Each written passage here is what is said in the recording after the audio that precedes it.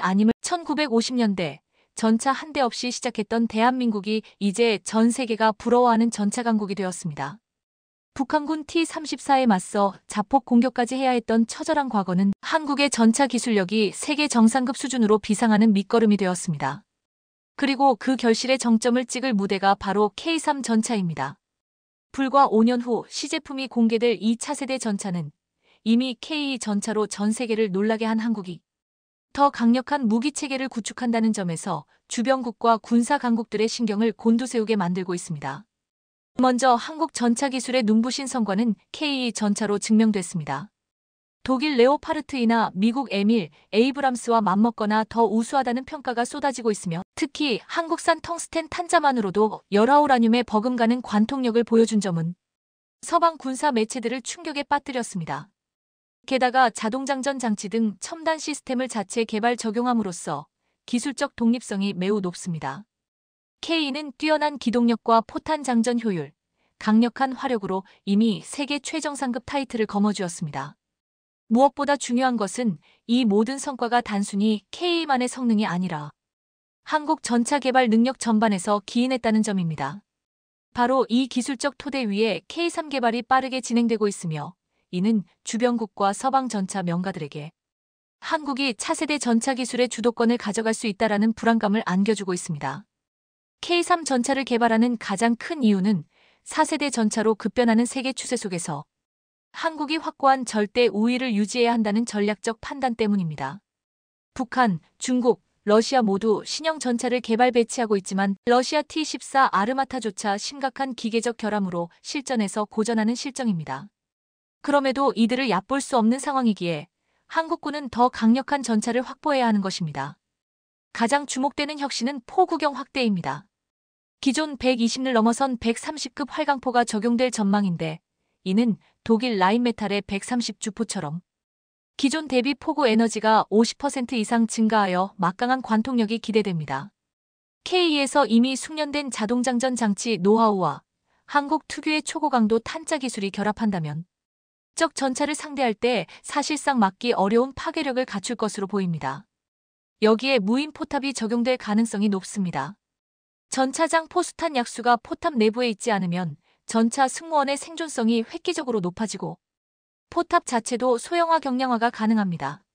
이는 곧 장갑 설계의 효율성을 높이고 적 정찰망에 걸릴 가능성을 줄여 스텔스 설계를 극대화할 수 있음을 의미합니다. 한국이 이미 자동장전 기술로 분당 10발 이상 사격을 구현한 사례가 있기에 130로 확장된 K3의 화력과 사격 속도는 타 전차가 감히 범접하기 힘든 수준으로 치솟을 것입니다. K3 전차의 또 다른 핵심은 피격 자체를 최소화하는 미래 전장 패러다임입니다. 정찰 드론과 위성, 정밀 유도탄이 난무하는 현대전에서 눈에 보이면 끝이라는 인식이 확산되고 있으므로 스텔스 설계와 전자전 능력이 필수적입니다. K3는 레이더 반사 면적을 획기적으로 줄이고 수소 연료전지 등을 도입해 소음과 열을 크게 낮출 계획입니다. 이는 말 그대로 적의 시야에서 사라지는 전차로 북한이나 중국 러시아 입장에선 치명적 위협이 아닐 수 없습니다. 게다가 전차의 새 천적이라 불리는 드론에 대한 대응책도 마련됩니다. 기존 전차들은 드론의 자폭 공격에 속수무책이었지만 K3는 포탑 상부나 모듈에 소형 미사일 수직 발사 체계를 배치해 직접 요격할 가능성이 높습니다. 즉, 드론을 전자전 장비로 교란하는 데 그치지 않고 물리적으로 격추해버리는 능력까지 갖춘다는 것입니다. 이는 전 세계 전차 시장에서 한국 전차가 독보적 생존성을 지닌 무기로 인정받을 중추적 요소입니다. 한국군의 보병전 투착 K21 역시 세계적 호평을 받고 있습니다. 40기관포와 대전차 미사일로 무장한 K21은 25기관포를 쓰는 미국 M2 브래들리보다 훨씬 강력한 화력 투사가 가능합니다. 전장 보고서에 따르면 장갑차가 전차를 잡았다는 사례가 이미 우크라이나에서 확인되었고 K21은 그보다 더 큰 구경을 쓰니 훨씬 위협적입니다. 북한군 구형 전차 상당수는 정면 측면 후면 어디든 40기관포 한두 발이면 치명타를 입을 공산이 큽니다. 최근엔 수륙 양용 기능보다 방어력 강화에 중점을 두려는 움직임도 포착됩니다. 이미 K21의 기동성이 충분하다고 판단한 한국군은 필요한 경우 공병 장비 KM3 교량전차 동로, 신속 도하를 지원하고 그 대신 K21 차체에 추가 장갑을 보강해 생존성을 높이려 합니다. 이런 업그레이드가 완료되면 K21도 두렵다는 말이 허언이 아님을 적군이 체감하게 될 것입니다. 한국의 전차 장갑차 위력이 알려지면서 폴란드 등 동유럽 국가들은 K-KGO를 대량 도입했습니다. 러시아와 인접하거나 그 위협을 현실로 느끼는 국가들이 미국산 무기는 높은 단가와 정치적 제약, 유럽산 무기는 낮은 생산량 때문에 고민해왔기 때문입니다. 반면 한국은 빠른 납기, 합리적 가격, 탁월한 성능 3박자를 고루 갖추고 있어 이미 차세대 전차 시장의 숨은 강자로 부상했습니다. K3가 등장해 이 격차를 더욱 벌린다면 독일 레오파르트이나 프랑스 르클레르가 독점하던 유럽 전차 시장도 요동칠 공산이 큽니다. 무엇보다 한국 방사는 국방과학연구소 ADD, 현대로템, 하나 등 기업들의 협력으로 가파르게 성장했습니다. 북한 핵 위협이라는 특수 상황은 대규모 군비 투자의 정당성을 제공했고 그 결실이 K-KGO K21로 이어졌습니다. 이제 K3라는 차세대 전차까지 가세하면 한국이 전차 기술의 주도권을 진정으로 가져가는 것 아니냐는 해외 언론의 평가가 현실화될 가능성이 높습니다. K3 전차는 불과 5년 뒤 시제품이 공개될 예정입니다.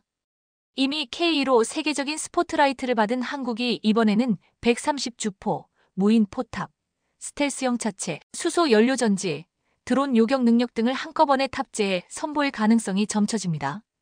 이는 기존 전차 기술을 뛰어넘는 압도적 혁신이며 북중러뿐 아니라 미국과 유럽 전차 명가들도 긴장하지 않을 수 없습니다.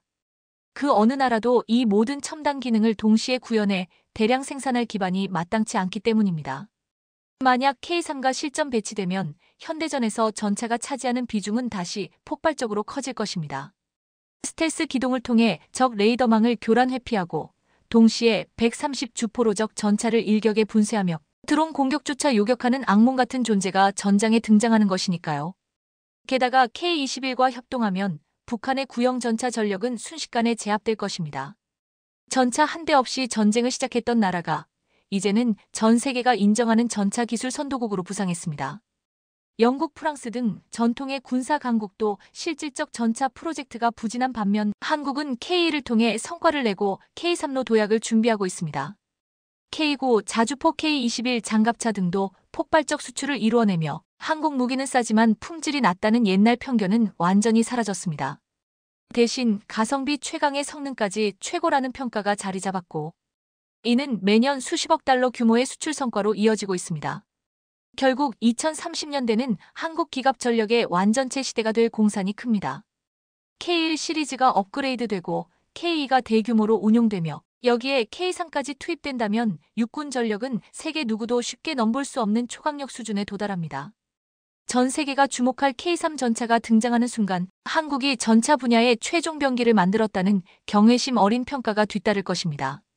불과 70여 년 전만 해도 한국은 전차 한 대 없이 전쟁을 치른 최빈국에 불과했습니다. 하지만 그 처절한 경험과 경제 발전을 동력 삼아 스스로 전차를 연구 개발하고 결국 세계 무대에서 통할 무기를 만들기에 이르렀습니다. K2가 이미 그 가치를 증명했고 K3가 등장하면 그 파급력은 가늠하기조차 어렵습니다. 더 이상 대한민국을 약소국이라 부를 수 없습니다. 우리가 만들 전차와 장갑차 앞에서 북중러는 물론 미국과 유럽의 전차 명가들도 긴장해야 합니다. 5년 후 등장할 K3 전차가 세계를 놀라게 할 것이라는 전망은 결코 과장이 아닙니다. 스텔스 기능, 드론 요격 능력, 130주포 등 차세대 미래전을 지배할 기술이 모두 집약된 한국 전차가 전장에 투입되는 날, 전 세계는 한국 기갑 패러다임에 경외심을 표하게 될 것입니다. 이 모든 것은 자주 국방 의지와 집요한 R&D, 그리고 빠른 산업화 역량이 만들어낸 한국의 새로운 역사입니다. 이제 그 절정이 다가오고 있습니다. K3 전차가 실제로 전장의 모습을 드러낼 때 세계 어떤 나라도 더는 한국의 기갑 전력을 함부로 평가절하하지 못할 것입니다. 불가능을 극복해온 대한민국이 전차 기술의 결정판을 완성해내는 순간이 멀지 않았습니다. 최근 유럽 시장인 루마니아가 한국산 K9 자주포를 도입하며 세계 자주포 시장의 쐐기를 박았습니다. 루마니아의 이런 행보는 같은 유럽 국가인 독일을 비롯해 위기감을 느낀 경쟁국들이 지방산에 질투하고 있는 상황입니다. 중동 시장은 막대한 오일머니를 기반으로 수출이 성사만 된다면 국가 간 차관도 없이 전액 현금 거래를 하는 국가인 만큼 많은 나라들이 견제를 하고 있습니다. 심지어 또다시 한국에게 대규모 시장을 빼앗긴 독일 등 경쟁 국가들은 한국과의 경쟁 자체를 못하겠다고 포기해버렸는데요. 독일에서는 마지막 비장의 카드를 들고 나왔는데 바로 K9에 들어가는 천마력의 엔진입니다. 전차의 강국인 독일에서는 K9 자주포에 들어가는 엔진이 한국에서 라이센스 생산된 것임을 꼬집어 한국과의 경쟁에서 유리한 고지를 점하려고 한 것입니다. 그렇지만 한국은 아예 초강수를 꺼내 들었는데 바로 세계 각국에 팔린 K9 자주포 엔진을 모조리 자국산 엔진으로 바꾼다는 것인데요. 이게 어떻게 된 일인지 자세히 알아보겠습니다. 한국 방위산업이 중흥기를 맞았습니다. 국방부 및 방위사업청 등에 따르면 지난해 우리 방위산업 수출 규모는 130억 달러 약 16조 9천억 원을 넘어선 것으로 나타났습니다. 그간 목표했던 2027년 방산 수출 세계 4강 진입에 한 발짝 다가선 것인데요. 한국의 방산 수출 대상국이 2022년 4개국에서 지난해에는 무려 12개국으로 늘어났다는 점에서 질적 성장까지 이뤄냈다고 볼 수 있습니다. 더구나 의미 있는 점은 해외로 수출하는 무기체계 외에도 2022년에는 단계 품목이었다면 작년에는 19개 품목을 수출하는 성과를 올렸는데요. 가장 눈에 띄는 모델은 단연 K9 자주포와 K2 전차입니다. 최근 하나에어로스페이스는 루마니아와 K9 자주포, K1D 탄약 운반 장갑차를 공급하는 계약을 맺었고 현대로템은 2022년 폴란드에 전차 1000대를 납품한다는 기본 계약을 맺은 이후 나머지 820대에 대한 구체적인 납품 계약이 이루어지지 않았는데 최근 추가 납품 실행에 대한 구체적인 계약 협상이 진행 중입니다. 호주에서 하이마스의 유도 로켓을 생산하는 합의를 맺기도 했었는데요. 그리고 이번에는 오랜 동맹 제조업 강국인 한국에 외주를 맡기기도 했는데요. 미육군 획득 책임자 더그봇이 차관보는 지역 갈등 상황에서 멀리 떨어진 미국의 공급망에 의존하기보다 믿을 수 있는 동맹국들과 함께 일을 진행하는 것이 중요하다며 미육군을 위한 헬리콥터, 지상 전투 차량 포병 시스템과 같은 전통적인 무기를 한국 내에서 공동 생산하거나 구입하는 것이 매우 합리적일 수 있다고 말했습니다. 그러면서 하나의 K9 자주포가 미 육군의 차세대 자주포 입찰에 참가했으면 좋겠다고 전했는데요. 차관보는 155, 52구 경장 자주포인 K9는 매우 발전된 시스템으로 자동장전 기능까지 있어 어떤 면에선 우리 포병 시스템보다 발전되어 있다고 말하며 한국의 포탄 생산 능력은 매우 중요하다고 강조했다. K9 자주포의 발전형인 K9A나 K9A3의 미국 수출을 기대해 볼 수도 있습니다. 그리고 지난번 영국 자주포 사업에서 K9의 미국 진출의 가능성을 엿보기도 했었습니다. 또 동유럽 슬로바키아의 신형 전차 도입 사업에서도 미국의 에밀-A2 에이브람스, 독일 레오파르트 EH1 등과 함께 K 전차가 후보로 거론되고 있는데요. 이 같은 K방산의 선전은 러시아와 우크라이나, 이스라엘과 하마스의 전쟁 등이 계속되면서 세계 군비 경쟁이 치열해진 영향이 큽니다. 하지만 무기 구매국들이 요구하는 성능과 가격에 신속한 납기 능력까지 갖춘 국가가 지금 전 세계에서 한국 외에는 없다는 점이 주요했습니다. 이런 한국 방산의 약진을 두려워한 유럽은 최근 힘을 합세하여 한국 방산을 저지하기 위해 나서고 있는데요. 그러나 국내 주요 방산업체들은 유럽의 견제를 이겨내고 세계 방산 시장 개척에 나서고 있습니다. 먼저 하나에어로스페이스는 지난 4월 다연장 로켓인 천무 70대, 약 1조 2천억 원을 공급하는 계약을 체결했는데 이 계약이 발효되면 하나에어로스페이스와 폴란드 측이 맺은 계약의 규모는 약 14조 원에 달하게 됩니다. 그리고 이제 한국산 무기들은 전 세계 가장 위험한 지역에서 누군가를 지키기 위해 맹활약하고 있는데요. 유럽의 견제와 경쟁국들의 파상 공세에도 불구하고 K9 자주포는 이제 유럽에서도 완벽하게 자리를 잡았습니다. 이에 독일에서는 K9 수출 협상에 독일산 기술로 라이센스 생산된 엔진을 빌미로 계약 성사 직전까지 가서 무산된 적도 있었는데요. 독일의 엔진 갑질 시도에 대한 한국의 대응은 전면 국산화입니다. 한국이 이를 악문 결정적인 이유는 2020년 아랍에미리트와 수출 협상 당시의 사건 때문이었습니다. 그 전부터 독일이 엔진 기술을 문제 삼아 은근히 견제를 걸어오고는 있었지만 아랍에미리트 사업에서는 정말 계약서에 도장 찍기 직전에 독일이 나타나서 그간 한국이 들인 노력을 공중분해해 버렸기 때문입니다.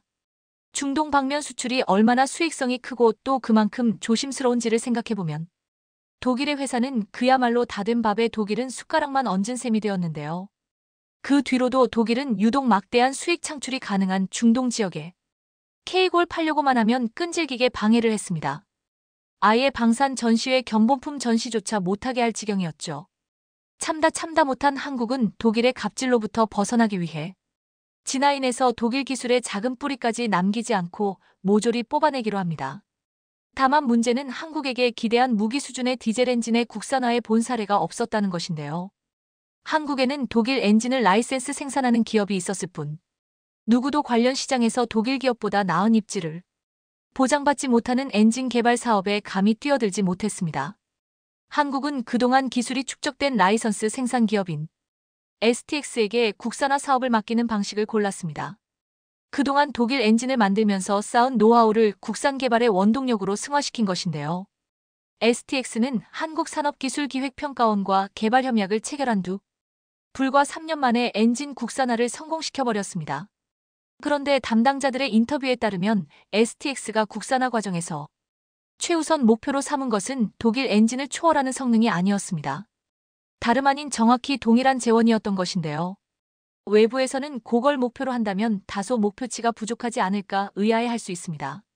하지만 여기에는 확실한 이유가 있습니다. 당장이라도 엔진을 갈아 끼울 수 있게 만들어서 가능한 빠르게 K골 독일의 영향력하에서 빼내는 것이 진정한 목표였기 때문입니다. 그리고 STX는 이걸 완벽하게 해냈습니다. K9 자주포 체계 장비에 어떠한 변화도 없이 그대로 엔진만 바꿔 탑재하면 국산화에 100% 되는 것입니다. 그런데 그렇다고 해서 이게 성능적인 개선이 없었다는 뜻은 또 아니었습니다. 최우선 목표가 아니었을 뿐 설계상 동일한 재원을 맞춰서 완벽한 호환성을 갖춘 뒤로는 어느 정도 성능적인 개량도 해냈습니다. 연료 분사 장치를 전자 제어 장비에 통합한 것인데요. 이를 통해 전자 제어 장비가 엔진 내부 연소 과정을 해석해서 연료 분사 패턴을 최적화할 수 있게 되었습니다. 결과적으로 기존 엔진별 최적화할 수 있게 되었습니다. 결과적으로 기존 엔진 대비 연료소 비율이 5% 이상 개선되는 효과를 누릴 수 있게 되었는데요. 놀라운 점은 STX가 이러한 가공할 만한 성과를 개발과 양산을 동시에 진행하면서 성공이나 했다는 점입니다. 이번에 국내 매체가 공개한 내용에 따르면 지난 2022년 이집트와 체결한 K9 수출 계약의 세부적인 내용은 K9 216문, K10 탄약 운반차 39대, K11 사격지휘 장갑차 51대였습니다. 그리고 이 모든 물량에 국산 파워백이 탑재되는 조건이 붙어 있었는데요. STX는 3년 만에 개발에 성공했고 지체할 틈 없이 거의 동시에 양산까지 진행해 이집트 납품까지 성공해냈습니다. 현재 STX의 국산 엔진을 탑재한 K9과 K10는 한 대씩을 이집트에 보낸 상태고 기존의 독일산 엔진을 탑재한 K9과 비교해서 어떠한 차이가 있는지 각종 환경에서 3개월 동안 테스트할 예정인데요. 그리고 놀라운 점은 이런 실험들이 이집트 사막 지형에서 진행되다 보니 그 결과가 큰 영향을 미치는 시장이 따로 있다는 것입니다. 바로 아프리카 및 중동 시장인데요. 독일이 어떻게든 막으려던 중동 시장을 국산 엔진을 가지고 다시 진입하는 것입니다. 이집트가 국산화된 파워팩을 달고 중동과 유사한 환경에서 K골 훌륭하게 운용한다면 중동에서도 구미가 당길 수밖에 없을 텐데요. 외신들도 이 보고서를 퍼나르며 한국이 화포의 왕이 되었다는 소식을 전하고 있습니다. 해당 보고서를 접한 루마니아 군사매체 디펜스 루마니아는 군사력 순위는 미국이 항상 1위일 것이라는 기대를 배신하고 한국이 세계 1위를 차지했다고 한국의 성취에 감탄을 드러냈습니다. 그러면서 한국이 세계 최강이 될 수 있었던 비결인 K9 자주포를 이제 루마니아가 가지게 된다고 덧붙였는데요. 하다가 이미 팔아놓은 KG 엔진을 모두 국산 엔진으로 바꿔 탑재할 수도 있습니다. STX가 완벽한 상호 호환성을 위해 동일한 재원으로 엔진을 만든 이유가 이건데요. 그동안 전 세계 자주포 시장 80% 이상을 도배한 K9에게서 한국이 핵무장 여부로 계속해서 전 세계 회의에서 가장 중요한 안건이 되면서 한국의 여러 군사무기들과 방산산업, 또 군사기술력들의 초점이 모아지고 있습니다. 외국 입장에서 한국이 자체 핵무장을 하게 될 경우 도대체 이 모든 무기들과 어떤 시너지를 낼지, 또 얼마만큼의 위력을 보유하게 될지가 가장 큰 관건이었기 때문입니다. 그런데 이때 최근 전 세계 사성 군장교들이 한국의 작은 전투함을 보겠다고 모여든 사실이 전해지며 또 한 번 전 세계를 발칵 뒤집어 놓았습니다. 현재 모든 군사 전문 매체들에서 바쁘게 전하고 있는 소식, 그리고 이에 대한 현지 반응 생생히 전해드리겠습니다. 미국 해군이 주도하는 다국적 해양훈련 환태평양훈련 RIMPAC 림팩은 미 우방국들이 안보 위협에 공동 대응하는 목적이 있지만 전 세계 해군들이 한데 모여 교류하는 축제장이기도 합니다. 또한 각국의 해군력과 국력을 은근히 과시하는 자리이기도 한데요. 대표적인 게 함상 리셉션 함정 개방 행사입니다. 이 함상 리셉션이란 진주만에 정박해 있는 자국 함들을 림팩 참가국 군인들에게 개방하고 일부 교민들을 초청해 각 나라의 문화와 정체성을 알리는 행사입니다. 현지 시각 2일, 한국의 4,900티급 차기 상륙함 천자봉함에서 열린 한국 함상 리셉션에는 미군 대장사성 장군이 4명이 연달아 방문했다고 전해졌습니다. 미국의 인도태평양 지역을 관할하는 세뮤얼 파파로 인태사령관, 폴 라케머라 한미연합사령관, 스티븐 퀼러 미 태평양함 대사령관, 케빈 슈나이더 태평양공 군사령관 등이었는데요. 일본을 비롯한 타국 함정들엔 사성 장군이 1에서 2명씩만 방문했는데 한국에는 무려 4명이나 되는 대장이 한국 함정을 찾았다는 점이 해외 전문 매체들 사이에서도 화제가 된 바 있습니다. 해외 매체들은 이는 그만큼 한국의 잠수함 기술이나 성능, 퀄리티가 뛰어나다는 뜻이고 또 그만큼 미측의 관심사가 크다는 의미일 수 있다 고 조명했습니다. 현직 해군에서 일하는 전문가들의 말에 따르면 한국의 함정이 입소문을 타면서 인도, 싱가포르 등에서도 한국 함정을 타보자는 얘기가 돌았다는데요. 그로 인해 동상 리셉션에는 250에서 350명가량이 방문하는데 한국 리셉션에만 무려 500여 명이 몰리게 된 것이라며 한국의 함정이 전 세계적으로 얼마만큼의 관심을 받고 있는지를 설명했습니다. 특히 하와이에 거주하는 생존 625 참전 용사가 리셉션에 참석한 일도 화제가 됐었는데요.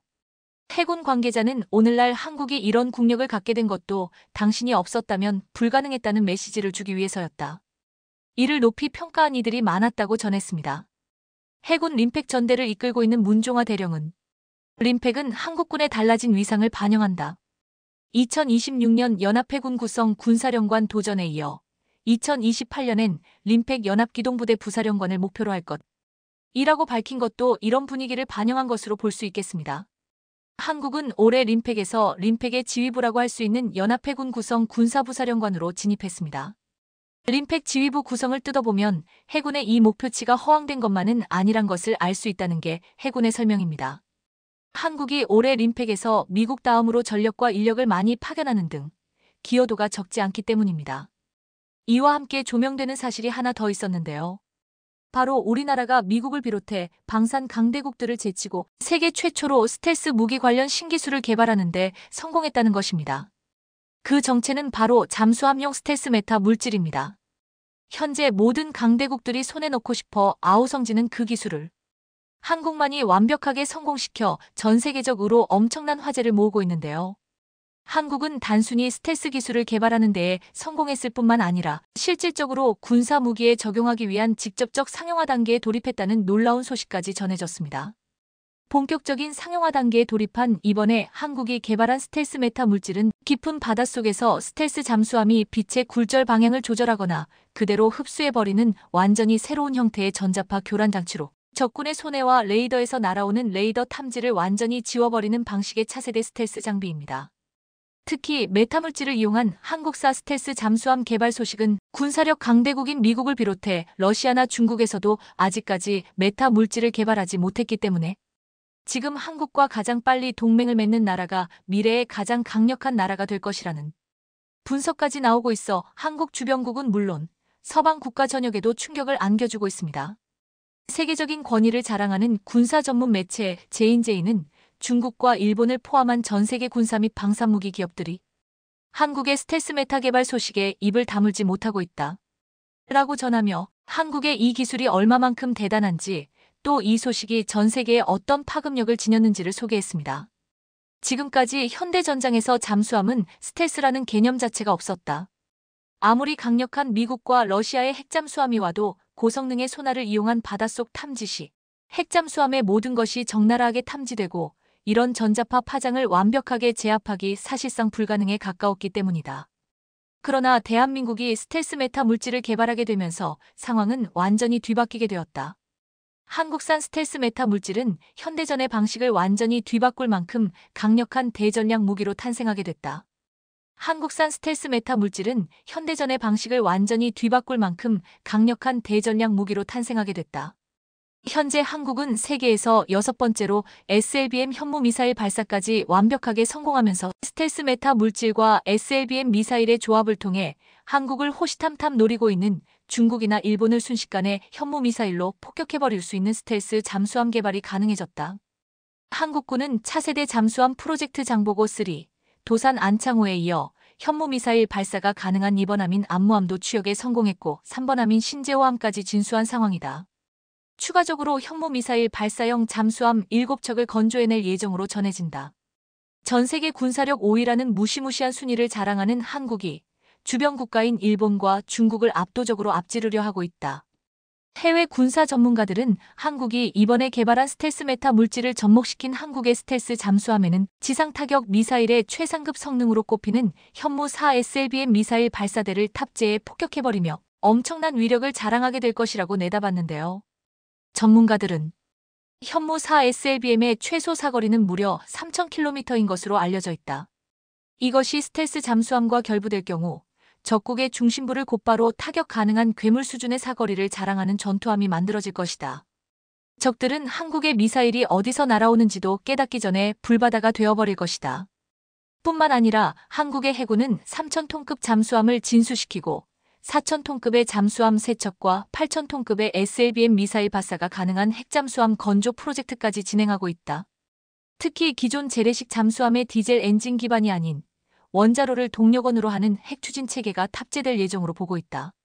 8,000톤급의 체급 덕분에 SLBM 현무 미사일 발사가 가능한 미사일 발사대들 14대 이상 탑재되는 것이 밝혀졌고 이런 괴물급 핵잠수함에 스텔스 메타 물질까지 적용되는 순간 절대 잡지 못하는 세계 최강급 핵잠수함을 한국이 직접 보유하게 될 것으로 보인다. 나라면 절대 한국을 적으로 두지 않을 것이다. 때문에 이런 소식을 들은 전 세계 사성 군장교들은 한국의 Y 괴물 전투함을 직접 보지 않고는 버틸 수가 없었던 듯 싶습니다. 특히나 이 한국형 스텔스 잠수함의 스텔스 메타 물질이 주목받는 이유는 깊은 바닷속에서 음향 굴절을 조절해 레이더 탐지 시 파동을 흡수하거나 통과시킴으로써 잠수함의 소나나 음파 탐지기에 잡히지 않는 엄청난 기술을 갖고 있기 때문인데요. 뿐만 아니라 진동과 같은 판에서 파동의 흐름 자체를 극단적으로 바꿀 수 있는 것도 새롭게 확인되었습니다. 즉 스텔스 잠수함뿐만 아니라 더 나아가 적군의 잠수함을 먹통으로 만들어 박살내버리는 파동 조작기 역시 개발이 가능해졌다는 뜻이었습니다. 대한민국이 군사무기 신소재의 개발 분야에서 미국보다 먼저 스텔스 메타물질을 보유하는 데 성공했으며 그에 멈추지 않고 또 어느새 한 단계 더 나아가 엄청난 기술을 접목시키는 데 성공한 것입니다. 세계 방산 관련 언론들이 한국 연구진들을 주목하는 것은 당연한 수순이었습니다. 놀라운 연구 성과를 기록하고 이러한 스텔스 잠수함 상용화를 준비하고 있는 미중 패권 경쟁으로 인해 나락으로 떨어지고 있는 중국이 최근 군사 분야에서도 침울한 분위기를 내비치고 있어 무슨 이유인지 궁금증이 커지고 있습니다. 사실 중국은 어느 누구보다 군함 건조에 열을 올리며 엄청난 자본을 투입하고 있었지만 최근 중국의 강력한 전략 무기로 꼽히던 핵잠수함이 서해 인근에서 침몰했다는 이야기가 전해지며 충격을 안겨줬는데요. 그런데 여기에 더해 한국의 스텔스 잠수함 신기술이 공개되면서 성능이 핵잠수함급이라는 사실이 밝혀지자 중국이 크게 경악했다고 합니다. 반면에 이번에 침몰된 것으로 보이는 중국의 핵잠은 현재 인양 위기에 내몰리며 망신을 당하기 일보 직전이라고 하는데 한국과 중국의 상반된 상황에 대해 자세히 알아보겠습니다. 얼마 전 세계 방산업계를 떠들썩하게 만들었던 한 사건이 있었습니다. 바로 중국 해군의 핵잠이 폭발을 일으켜 침몰해 당시 탑승해 있던 승무원들과 함께 돌연 사라졌다는 소식이었는데요. 하지만 이에 대해 중국 국방부는 루머에 불과하다고 일축하면서 사태가 마무리되는 듯했으나 중국이 발뺌했던 것과 달리 침몰 사고가 의심되는 93B형 핵잠수함의 인양 작업이 최근 이뤄지고 있다는 이야기가 암암리에 퍼지고 있었습니다. 방산업계에 따르면 최근 중국 잠수함 침몰 의혹이 제기된 해역 일대를 미군과 캐나다 해군이 정찰에 나서며 인양 작업을 준비하는 듯한 모습이 포착됐습니다. 이를 위해 미군 기상 정찰기와 캐나다 해군 대잠 호위함이 투입됐으며 루이지애나에 모항을 두며 미 연안에서 활동하던 미 해군 해양조사함 오션 인터벤션함까지 돌연 나타난 모습이 확인되기도 했습니다. 오션 인터벤션함은 특수목적 함정으로 중국 핵잠 침몰 의혹이 있었던 8월 말 갑자기 일본 해역 근처에서 포착되더니 9월엔 일본 사세보 해군기지에서 기항한 두 곧바로 동중국해로 향했습니다. 그런데 출항 당시 오션 인터벤션함에는 컨테이너들이 다수 적재돼 있던 게 포착되면서 동중국해에서 어떤 임무를 수행하기 위한 것이 아니냐는 추측을 불러일으켰는데요. 사실 오션 인터벤션함은 배수량 5,000톤의 대형 해양조사선으로 다른 조사선들과 달리 대형 크레인을 갖추고 있어 심에서 물체를 건져 올릴 수 있는 데다 해저 정찰은 물론 고성능 다중소나 시스템을 통해 수중 물체를 면밀히 파악할 수 있습니다. 여기에 더해 최근 미국은 오션 인터벤션함의 활동을 지원하기 위해 두 척의 공격 원잠도 동중국해에 투입할 것으로 보이는 등 심상치 않은 분위기가 감지되고 있는 상황입니다. 이번에 미군이 투입할 두 척의 공격 원잠 가운데 토피카함은 하이백강2 적용돼 깊은 심도에서 작전을 수행할 수 있는 것으로 전해집니다. 안 그래도 최근 미국에서는 공격 원잠이 부족하다는 이야기가 나오고 있는 가운데 이런 상황에도 불구하고 두 척이나 동시에 동중국해에 전력을 투입했다는 건 어떠한 특수한 임무가 주어진 것으로 보입니다. 이 같은 상황에 다수의 방산 전문가들은 중국이 그토록 부인했던 핵잠 침몰 사고가 실제로 발생했으며 이런 이유로 미국이 중국 핵잠을 인양하기 위해 동중국해에 전력을 투입했다고 보고 있는데요. 그것도 그럴 것이 중국에서도 잠수함 폭발 의혹이 있었을 당시 그 이후에도 줄곧 아니다라고 말로만 부인하고 사실 객관적인 자료는 현재까지 단 하나도 공개하지 않았습니다. 더군다나 칭다오 창정 15호 잠수함 부두에 94명 핵잠이 포착되고 있지만 두 척이 아닌 한 척만 모습을 드러내는 등 동시에 계류하고 있는 자료를 공개하지 않고 있는데요. 만약 핵잠 침몰이 사실이 아니었더라면 중국은 진작에 해당 자료를 대대적으로 공개하며 지금과 같은 의심의 상황을 만들지 않았을 것으로 보입니다. 특히나 이번에 미군이 침몰한 중국 핵잠을 인양한다면 중국에게는 씻을 수 없는 엄청난 망신을 당할 것으로 보이며 이를 통해 중국의 잠수함 자막 능력이 얼마나 최악의 상황인지 현실이 적나라하게 드러날 것으로 보입니다. 그런데 이런 상황에 한국 잠수함과 중국의 잠수함이 크게 비교되고 있다고 하는데요. 사실 애초에 세계 방산 업계에서는 이런저런 객관적인 근거가 없었더라도 중국 잠수함이 실제로 침몰했을 가능성을 높게 봤었습니다. 그것도 그럴 것이 예전부터 중국 잠수함이 결함이 너무 많기로 유명했기 때문입니다. 여기에 더해 중국 잠수함은 성능에 비해 가격이 터무니없이 비싸 가성비도 최악인데다 소리도 커 경운기라는 별명이 붙었을 정도로 여러모로 평가가 좋지 않습니다. 특히나 잠수함은 스크루 등에서 나오는 소음으로 탐지되기 때문에 소음이 크면 치명적인데 중국 잠수함은 이런 기본적인 조건조차 갖추지 않았습니다. 예를 들어 재래식 잠수함의 대표로 꼽히는 독일제 209급은 재래식 잠수함 가운데서도 조용한 것으로 정평이 나 있는데 소음이 100에서 110dB 수준입니다. 3000T급 국산 잠수함인 도산 안창호급은 이와 비슷하거나 약간 작은 것으로 알려져 있지만 이와는 달리 중국은 잠수함은 처참한 수준입니다. 실제로 구형 핵추진 잠수함인 중국의 한급 공격용 잠수함은 소음이 이보다 30에서 40dB가량 큰 140dB에 달해 수중 경운기라는 별명을 얻을 정도입니다.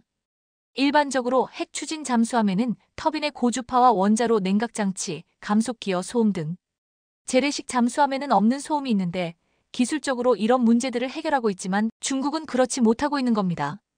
실제로 기술 발전으로 신형 핵추진 잠수함은 소음이 재래식 잠수함과 비슷한 수준으로 낮아졌다는 게 방산 전문가들의 평가입니다.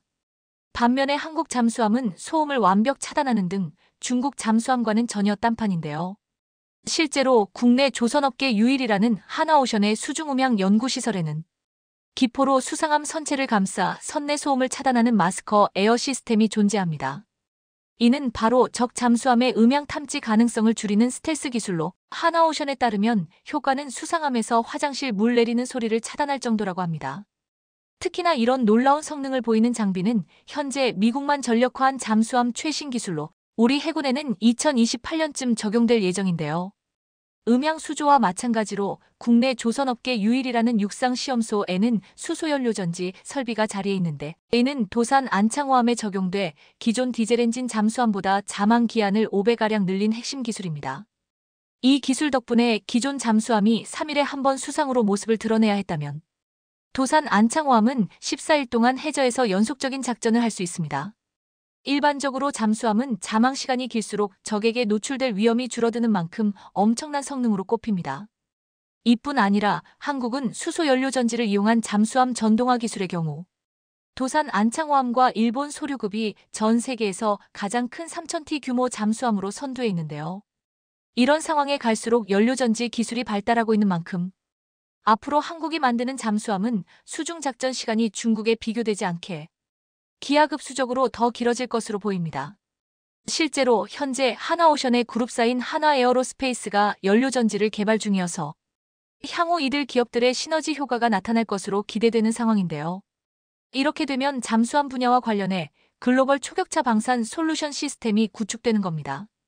게다가 최근 도산 안창호급 잠수함이 필리핀 잠수함 사업의 잭팟을 노린다는 소식까지 들려오면서 호재가 겹치고 있는데요. 방산업계에 따르면 1조 8천억 원 규모의 필리핀 잠수함 수주전을 벌이고 있는 하나오션에 최근 수주 청신호가 켜졌습니다. 해군전력 현대화 사업을 추진하고 있는 필리핀이 하나오션이 건조한 장보고 IIIKSS III 잠수함에 관심을 보이면서 결과는 정해졌다는 평가가 나오고 있기 때문입니다. 현재 필리핀 정부는 해군 전력 현대화 사업인 호라이즌을 추진 중으로 잠수함 2척을 새롭게 도입할 방침입니다. 이번 프로젝트는 하나오션과 함께 프랑스 방산기업인 나발그룹, 스페인의 나반티아의 3파전 양상이었지만 대세는 이미 기울어졌다는 평가입니다. 프랑스 나발그룹과 스페인 나반티아는 전 세계 해군에서 운용 중인 스콜펜급 잠수함과 S-80급 잠수함 건조 능력을 각각 보유하고 있는데요. 아직 필리핀이 요구하는 잠수함의 구체적인 사양이 확정되진 않았지만 필리핀 측이 하나오션이 과거 대우조선해양 시절 설계 건조한 장보고 III 잠수함에 엄청난 관심을 보이고 있는 것으로 알려진 만큼 사실상 시간 문제라는 전망입니다. 현재 하나오션은 필리핀의 요구에 따라 장보고 III 3,000톤급 잠수함에서 파생한 2,800톤급 장보고 IIIPN 잠수함을 제안한 것으로 확인됐습니다. 해당 잠수함은 리튬이온 배터리 등 최첨단 기술을 탑재해 오랜 시간 잠항이 가능하고 여러 미사일을 장착해 땅과 바다, 하늘 모두에서 적을 제압할 수 있는 장점을 지닙니다. 여기에 더해 하나오션은 필리핀 측과 잠수함 유지, 보수와 같은 통합군수 지원에 관한 협상에서도 상당 부분 진전을 이룬 것으로 알려지면서 급물살을 타고 있는데요. 더구나 다수의 방산 전문가조차 하나오션의 수주 가능성이 높다고 점치고 있는 상황입니다. 기술력 측면에서 프랑스 나발그룹과 스페인 나반티아 등 경쟁사보다 기술력에서 우위에 있기 때문으로 실제로 장보고 IIIP에는 최신 기술을 다 적용했기 때문에 성능 면에서 이를 따라올 수 없습니다. 이렇듯 필리핀 잠수함 수주전에서 하나오션이 최우승자가 될 가능성이 높아지자 최근 일본 언론에서는 자국 조선업계에 엄청난 질타를 했는데요. 얼마 전 일본의 한 군사 전문지 항공만능론지 F는 일본이 해외 방산 시장에서 관심을 끌 수 있는 건 잠수함 시장이 유일하지만 적극적인 액션을 취하지 않았다며 도전하지 않으면 아무것도 시작되지 않는다고 비판했습니다. 매체는 필리핀 잠수함 수주전에서 일본 소류급, 타이게이급은 관심 밖으로 밀려난 지 오래됐다며 가만히 있어도 고객들이 줄을 설 것이라는 일본의 오만함이 이런 상황을 만들었다고 꼬집었습니다. 그러면서 방산 장비의 스펙은 수출을 좌우하는 여러 가지 중 하나의 요인에 불과하다며 해외 수출에 대한 적극성 없이는 아무런 성과를 낼 수 없다고 강조했습니다. 다시 말해서 일본의 이런 반응은 한국의 경우 세계 방산 시장에서 엄청난 존재감을 드러내고 있음에도 불구하고 수주전 하나하나마다 치열한 경쟁을 벌이는 등 이를 본받아야 한다는 따끔한 지적으로 보입니다.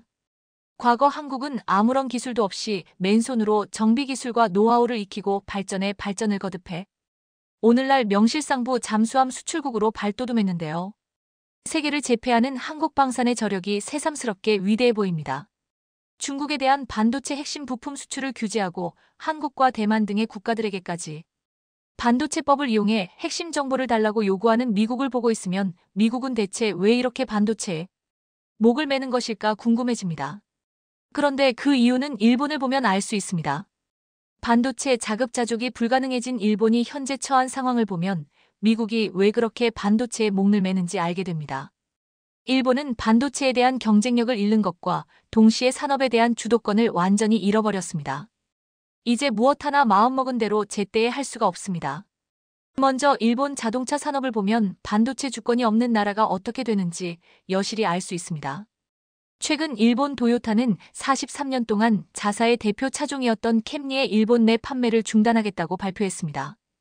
1980년 처음 등장한 캠리는 전 세계 100개국에서 누적 판매 2100만 대 넘게 팔린 도요타의 대표 모델이었습니다. 그런 캠리를 생산 중단하게 된 이유는 차량용 반도체가 부족하기 때문입니다. 캠리만이 아닙니다. 도요타는 렉서스 8개 모델도 주문을 제한했습니다. 이 역시 차량용 반도체 부품 수급 부족으로 생산의 차질이 빚어졌기 때문입니다. 차량용 반도체 및 부품 부족 문제는 고급차에 더 큰 영향을 미치고 있습니다. 렉서스에는 일반 도요타 차량보다 반도체가 수백 개 더 많은 1000개 이상 사용되기 때문입니다. 현재 도요타는 차량 리모컨과 음향용 반도체 등 다양한 용도의 반도체가 부족한 것으로 알려졌습니다. 더 큰 문제는 도요타의 반도체 부족이 언제 끝날지 알 수 없다는 점입니다. 반도체 주권이 없기 때문입니다. 도요타가 놓친 시장을 현대차가 빠르게 빼앗아 오면서 현대차 그룹은 처음으로 전 세계 자동차 판매량 3위에 오르는 기염을 토했습니다.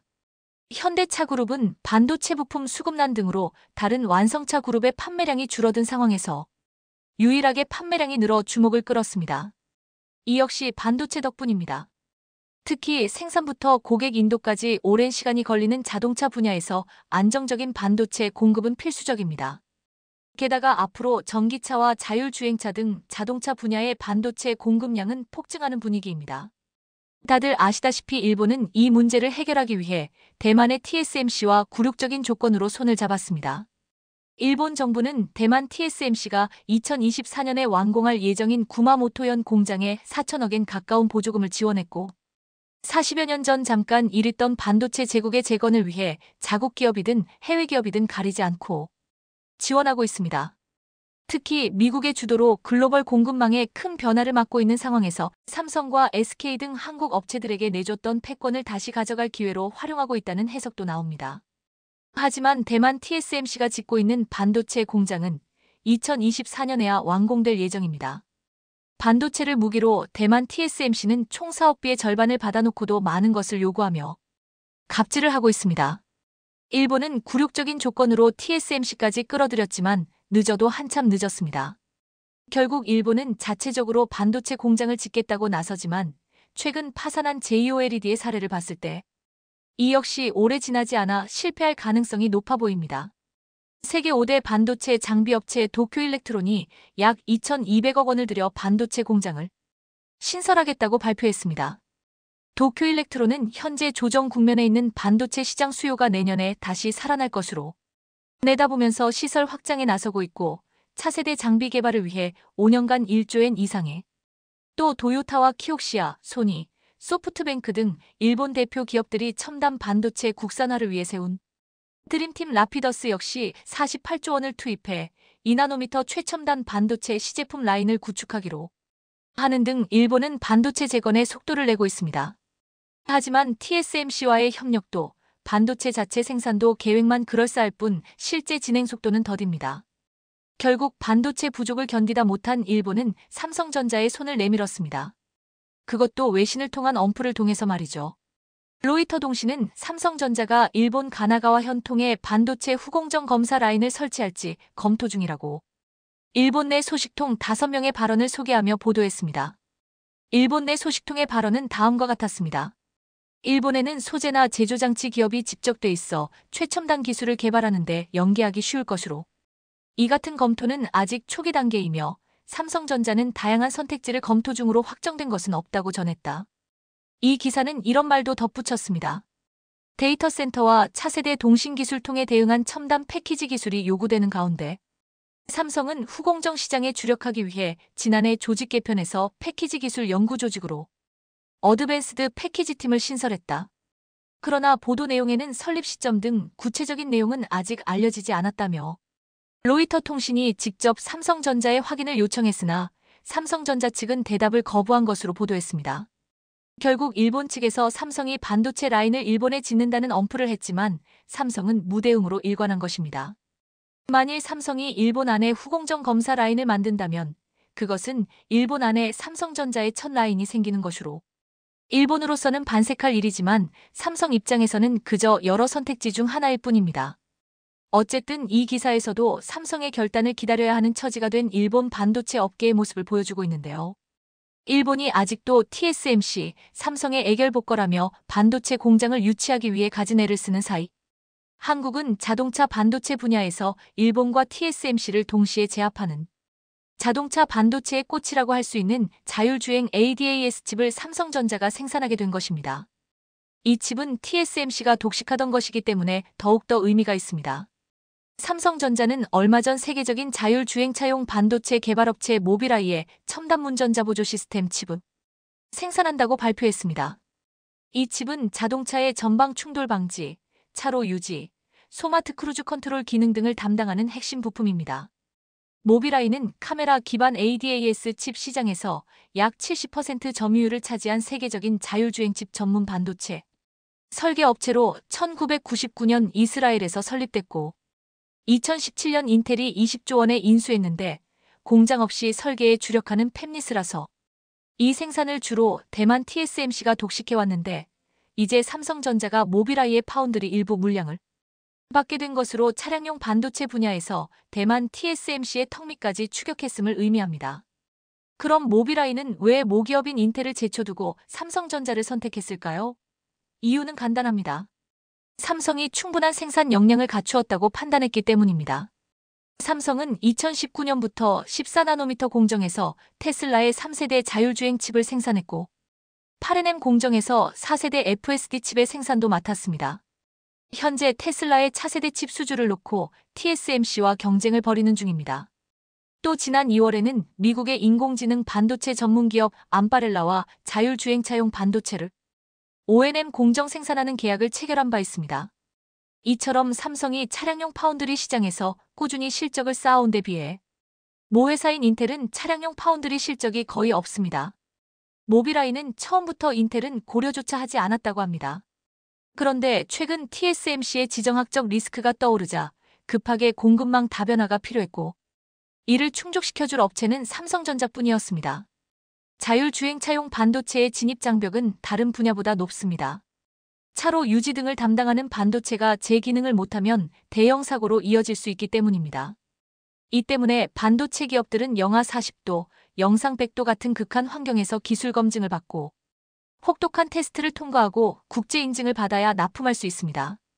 자동차 반도체의 꽃으로 불리는 모빌아이의 자율주행 핵심 칩까지 생산하게 되었으니 앞으로 삼성전자의 자동차용 파운드리 수준은 계속 증가할 것으로 전망되는데요.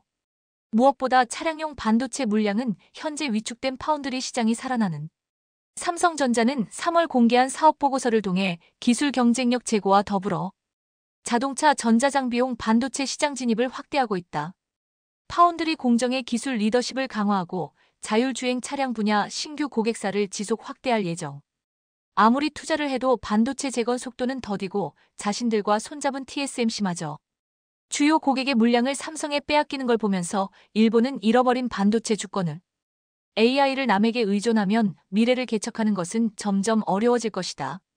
세계 최대 IT 가전 전시회 CES 2025에서 최태원 SK그룹 회장은 앞으로 AI 분야에서 한국이 독립을 해야 한다고 선언했습니다.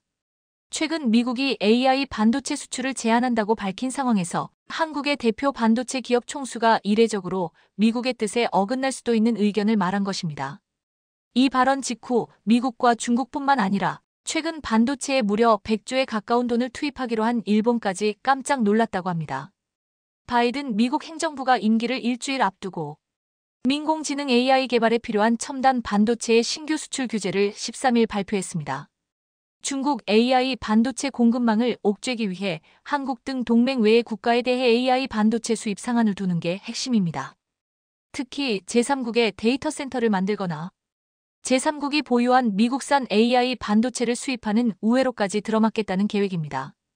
미국 상무부는 한국을 포함한 20개 동맹국 및 협력국을 제외한 국가를 둘로 나눠 AI 반도체 수출을 통제한다고 밝혔습니다. 상무부는 본사가 이들 국가에 위치하며 높은 보안 및 신뢰 기준을 충족한 기업에 보편적으로 검증된 최종 사용자 UVEU 지위를 부여한다고 했습니다.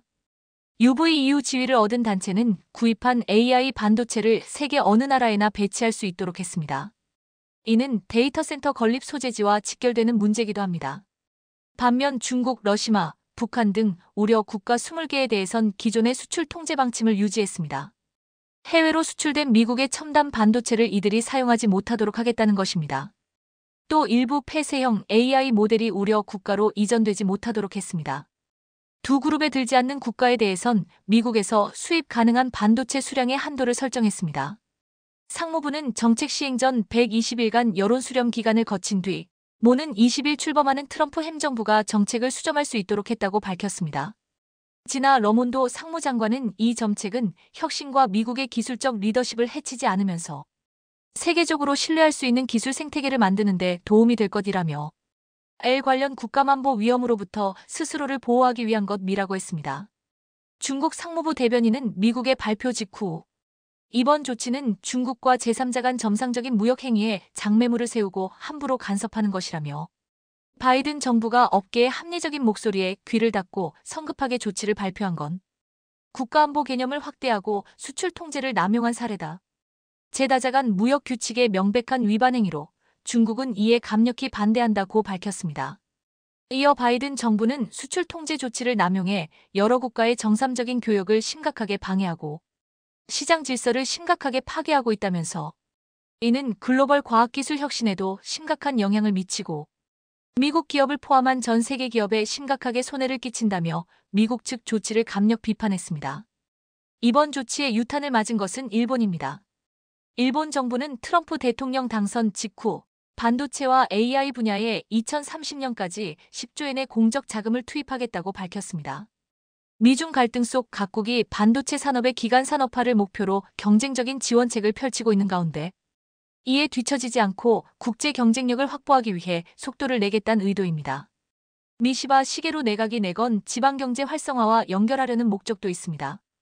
이시바 일본 총리는 최근 기자회견에서 향후 10년간 50조엔을 넘는 관민 투자를 끌어내기 위해 새 지원 프레임을 책정한다고 밝혔습니다. 새 지원 계획에 따른 경제 파급 효과는 160조면 1,440조 원으로 전망했습니다. AI 반도체 산업 기반 강화 프레임이라는 이름의 지원 계획은 보조금과 정부 기관을 통한 출자, 민간 융자에 대한 채무 보증 등이 거론되고 있습니다. 니혼 게이자이 신문 등 일본 매체들은 최첨단 반도체 양산을 목표로 하고 있는 기업 라피더스를 염두에 둔 것이라고 보도했습니다. 라피더스는 도요타 자동차, 소니그룹 등 8개사가 출자해 2022년 설립한 회사로 미국 IBM의 기술 협력을 받아 2027년 2나노미터 제품 양산을 준비하고 있습니다. 사실상 국책 파운드리 회사로 일본 정부는 라피더스에 최근까지 9,200억 엔 8조 3천억 원을 지원했습니다. 라피더스는 현재 홋카이도 지토세에 공장을 짓고 있습니다. 공장은 2월 완공 예정입니다. 고미케 마스요시 라피더스 사장은 최근 기자회견에서 12월부터 제조장치의 반입을 시작해 내년 4월 라인을 가동할 예정이라며 단 하루의 지면도 없다고 자신감을 보였습니다. 문제는 미국의 반중 정책입니다. 반도체 업계는 라피더스 제품의 중국 판매망이 막힐 경우 첨단 반도체 시장에 안착하기 쉽지 않을 것이라고 보고 있습니다. 라피더스는 판매처 용도에 따라 반도체를 설계 단계부터 공동 개발하는 게 특징인데 처음부터 파운드리 큰손인 매플, 아마존 등과 손잡기는 쉽지 않을 것이란 이유입니다. 미국의 의도는 일본은 중국에 반도체를 판매하지 말고 미국산 반도체를 구입하라는 것입니다. 반도체 자립은 꿈도 꾸지 말라는 것입니다. 반면 한국은 다릅니다. 미국이 자랑하는 AI 반도체는 한국에 도움이 없으면 생산이 불가능합니다. 먼저 SK 하이닉스는 엔비디아가 사용하는 HBM 물량 대부분을 공급하고 있습니다. 현재 HBM3이 12단 제품을 공급 중인데 올해 상반기에 HBM3이 16단 샘플을 공급하고 하반기에는 HBM4 12단 출시할 계획으로 알려져 있습니다. 이와 관련해서 최태원 회장은 CES 현장에서 열린 기자간담회에서 모늘 젠슨 황 엔디비아 CEO가 직접 만나 이것저것 많은 얘기를 나눴다고 말했습니다. 최태원 회장은 SK의 HBM과 엔비디아의 그래픽 처리 장치와 관련해 서로 제품에 대한 개발 속도를 높이자는 얘기를 했다면서도 과거에는 엔비디아 측에서 사양에 맞춰 더 빨리 개발을 해달라는 요구가 있었는데 최근에는 SK의 AI 메모리 반도체 개발 속도가 엔비디아가 요구하는 속도를 뛰어넘고 있다고 말했습니다. 현재 SK가 가지고 있는 기술력에 대한 자신감을 읽을 수 있는 부분입니다. 여기에 최태원 회장은 피지컬 AI 사업과 관련해서도 의견 교환을 했다고 밝혔습니다. 피지컬 AI는 로봇, 자율주행차와 같은 하드웨어에 탑재되는 AI입니다. 챗GPT와 같은 소프트웨어 AI와 달리 물건을 짚거나 움직이는 등 물리적 활동에 대한 판단이 중요합니다. 앞서 엔비디아는 CES를 통해 관련 피지컬 AI 플랫폼 코스모스를 출시한다고 밝혔습니다. 최태원 회장은 젠슨, 황씨 이영는 한국이 제조업이 강하고 관련 노하우가 많이 남아있다고 보고 있다면서 코스모스와 관련해 앞으로도 여러 협력을 하면 좋겠다고 했다고 전했습니다. 최태원 회장은 AI 데이터 센터 관련 사업의 확장을 추진하겠다는 계획도 밝혔습니다. 그는 AI 데이터 센터 관련 비즈니스를 중점 추진 과제로 삼고 있다며 데이터 센터를 얼마나 효율적으로 짓고 데이터 센터 운영에서 인풋 대비 마웃풋을 어떻게 관리할까를 고민하고 있다고 했습니다. 데미터 센터는 AI 가동을 위한 핵심 인프라입니다. SK는 데이터 센터가 막대한 전력을 요구하는 만큼 데이터 센터에 에너지를 얼마나 효율적으로 공급하느냐, 데이터 센터 소모 전력을 얼마나 줄일 수 있느냐 등에서 커다란 사업 기회가 있다고 판단하고 있습니다.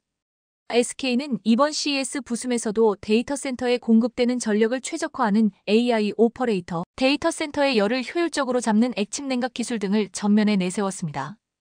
동시에 최태원 회장은 한국의 AI 독립이 중요하다는 의견도 밝혔습니다. 최태원 회장은 간담회 말미에 미자리에서 꼭 하고 싶은 말이 있다면서 우리가 필요한 건 스스로 만들어야 한다는 것이라고 강조했습니다. 현재 챗GPT의 오픈 AI나 구글, 메타, 마이크로소프트 등 미국 빅테크들이 AI 개발을 주도하는 것에 대해 과거 증기기관이나 인터넷의 사례처럼 미래에는 AI가 없는 시대로 돌아갈 수 없는 상황이 온다며 AI를 남에게 의존하면 미래들 스스로 개척하는 건 상당히 어려운 일이 될 것이라고 했습니다. 앞으로 AI 시장에서 미국을 따라가는 것이 아니라 독보적인 길을 걷겠다는 선언으로 볼 수 있습니다. 새로운 기술을 두고 갈등이 빚어지고 있는 것은 미국도 마찬가지입니다. 그리고 이는 한국에게 기회가 될 수 있습니다. 최근 로미터 통신에 따르면 엔비디아는 미국산 AI 칩 수출에 새 규제를 적용하려는 바이든 행정부의 계획을 공개 비판했습니다.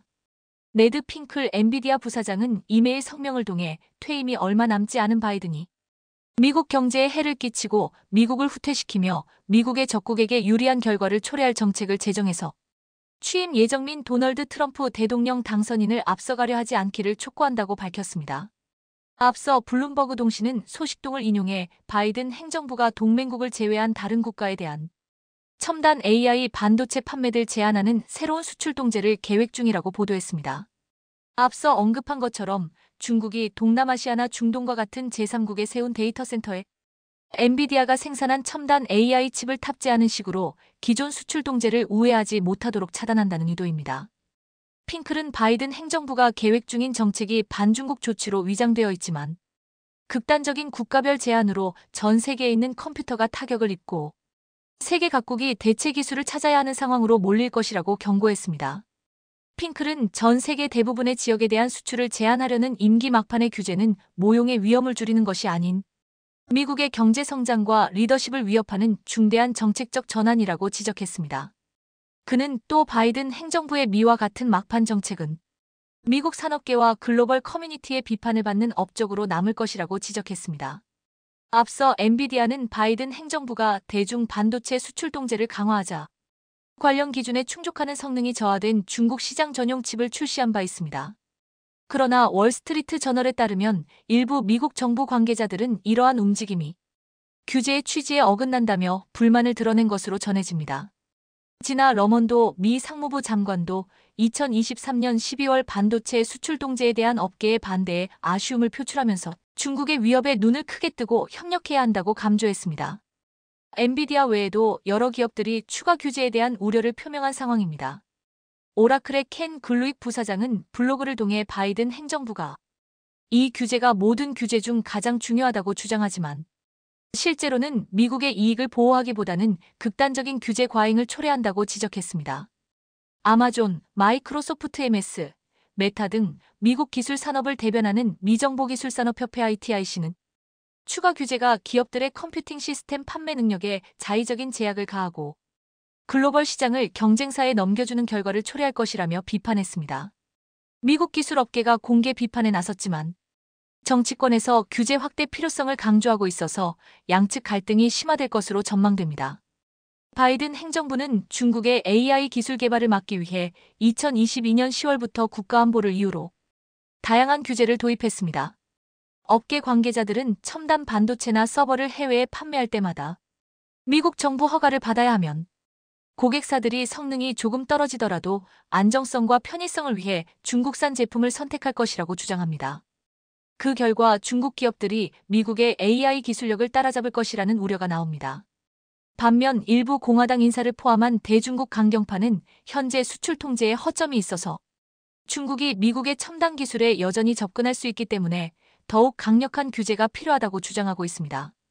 또 바이든 행정부가 한 발 늦게 움직여서 중국이 통제 대상이 된 제품을 사전에 비축해뒀다고 지적합니다. 미국 공화당 주도의 하원 중국 공산당 특별위원회는 바이든 행정부의 새로운 규제가 중국의 야망을 차단할 수 있는 한 세대에 한 번이나 있을 기회라고 부르며 이를 추진할 것을 촉구했습니다. 앞서 지난 2일 위원회는 중국이 제3국을 통해 미국 기술에 접근하기 위해 불법인 방법과 허점을 이용하고 있고 미국이 전 세계적인 차원의 대응을 취할 필요가 있다고 강력히 믿는다고 밝혔습니다. 공화당 지도부가 민주당 소속 대통령의 입장을 지지해 주요 산업계와 충돌하는 것이 매우 이례적이라는 평가가 나올 정도입니다. 트럼프는 당선 이후 수출 통제에 대한 입장을 직접적으로 밝히지는 않았습니다. 다만 첫 번째 임기 때 중국 최대 통신 장비 업체인 화웨이가 미국 안보를 위협한다며 블랙리스트에 올리고 오지용 반도체의 중국 수출을 금지했습니다. 트럼프 측근 중에도 중국에 강경한 입장을 취하는 인사가 여럿 있습니다. 트럼프 민수위원회의 캐롤라인 리빗 대변인은 미국 국민은 중국에 맞서고 중국산 제품에 관세를 부과하며 미국을 다시 강하게 만들라고 트럼프 대통령을 선출했다며 그는 그 약속을 지킬 것이라고 강조했습니다. 빠르게 성장하는 분야의 산업인 만큼 미국과 중국의 경쟁은 치열합니다. 그러나 그와 동시에 우리 한국에게도 기회는 열려 있습니다. 일본처럼 산업이 초토화되고 이후에 따라잡겠다며 막대한 돈과 시간을 투자해야 하는 것보다는